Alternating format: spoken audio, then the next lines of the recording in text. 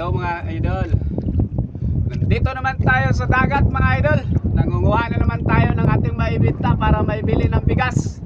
Dahil kawawa ating pamilya, wala nang makain dahil nga sa krisis ng panahon ngayon.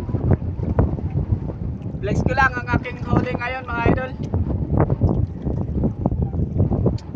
Medyo makati yung ating ulo. Alam nyo ba mga idol, dati yung aming nahuhuli ngayon ay sobrang mahal noon. Pakita ko sa inyo idol. Ito mga idol, ang balatan. Tinatawag sa amin dito ay biroy. Balatan, biroy. Nung bibili pang insik dito sa amin, makakuha ka lang ng kalahating balde nito, isang container. Malaking binta na, mga tatlong libo na yun ang binta nito mga idol. 3,000 na.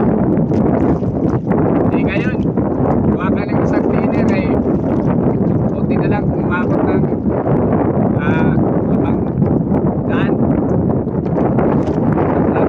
Wala na ngayon mga idol.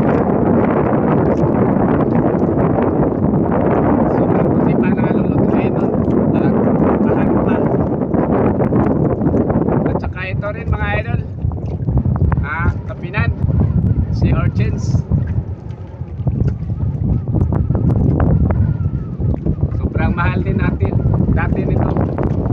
Nagkahalaga din to ng 400 ang kilo. Ito tinatawag sa amin kapinan, sobra-sobra. Ang dulas mga idol, ang bilis magano. 400 ang kilo nito mga idol. Ngayon nagbaba din, patay na siguro ang insik. Katulad din siguro ng miroy, yung balatan, patay na din siguro ang insik. Mura na. Ngayon nagkahalaga na lang ng 100 ang kilo nito.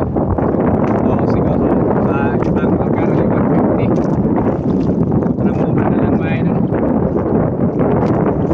Kaya sobrang hirap talaga dito ang aming isda sa mga produkto. Nagbaba lahat yung mga produkto mga idol. At siyempre mga idol, sa pagkita ko rin sa inyo yung pinakamahal na lamang dagat sa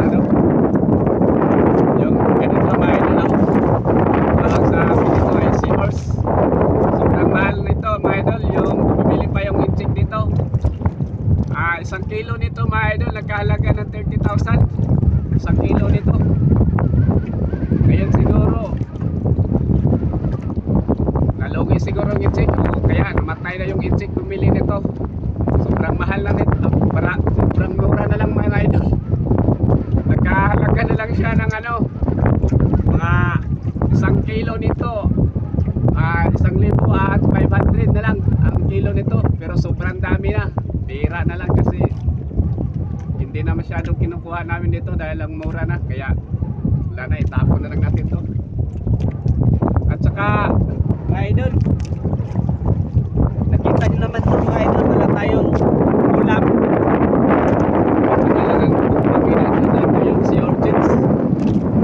Walang nakalantag na kanin, kaya ano na lang tayo dito, mukbang ng sea urchins kasi wala tayong kanin, pabiling kanin. Dahil nga sa sobrang mura na ng mga produkto dito sa isda. Yung hindi nagbaba mga idol, yung pusit na lang at saka yung mga isda dito, ganun pa rin yung presyo. Dahil nga sa sobrang kurakot ng Pinoy. Kurakot ng Pinoy mga idol, hindi nagbaba yung pusit at saka mga isda, ganun pa rin yung presyo. Yung isda natin dito, ang kilo ay 120, yung pusit na 300 o 270. Ayun, mababa.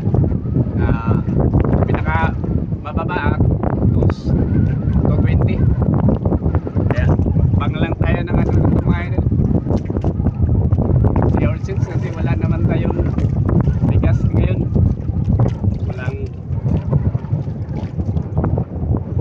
Wala na tayong kanin.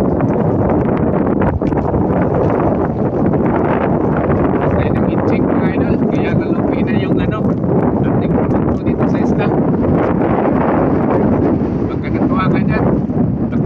like naman sa